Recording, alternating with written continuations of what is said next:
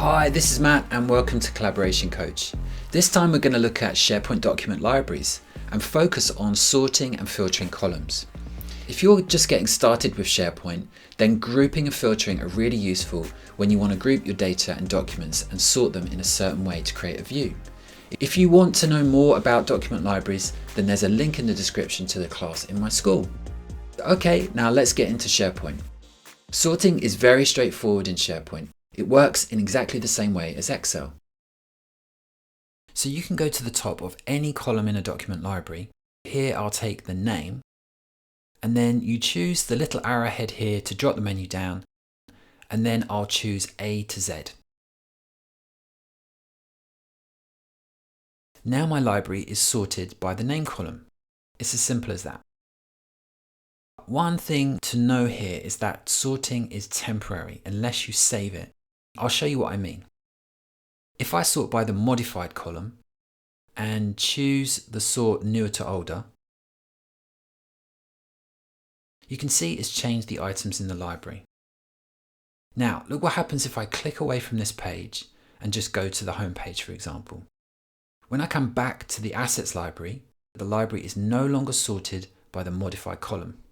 It's reverted back to the name. If I want that sort to be permanent, I need to save the view. To do that, I sort by modified again, and then I'll come to this All Documents drop down over here on the right.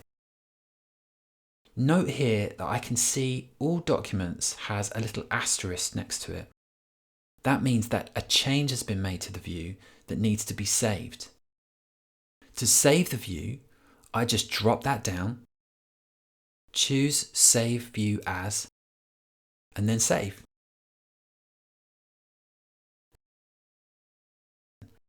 Now, let's talk about filtering. Filtering allows you to change what you see in the library based on certain metadata. You can filter by each column individually or many at the same time. For example, if I want to filter on the status column so that I only see the folders and files where the status is customer ready, I just go to the status column, choose the drop down, and then filter by. I'll see a pane open up on the right hand side, and I can choose customer ready by checking the box there. Then I apply that, and my library is now showing only the files that are marked as customer ready.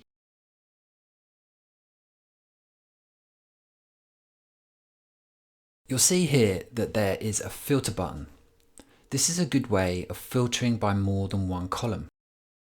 When I press the filter button, the filter pane opens and you can see that I've got my library filtered by the status column. I can change the settings of that filter by unchecking these boxes. But what if I want to filter by when it was modified too? I can go to the modified column, drop the menu down again, but this time I'm going to choose Column Settings and then Pin to Filters pane. This will add the modified column to my filters pane permanently. Because it's a date column, I can use this slider to choose what date range I want to see, and it filters the library as I move the slider. I can do this with any of the columns, so they are always available to me on the filters pane. If I want to add the status column, then I just choose the ellipsis next to the column name and choose Pin. Now, whenever I open the filters pane, I'll see those columns. So filtering is really useful for changing the way you see the files and folders in your library. Okay, that's sorting and filtering columns in SharePoint. I hope that was useful, and don't forget to check out my class if you want some more information. Thanks for watching, and I'll see you next time.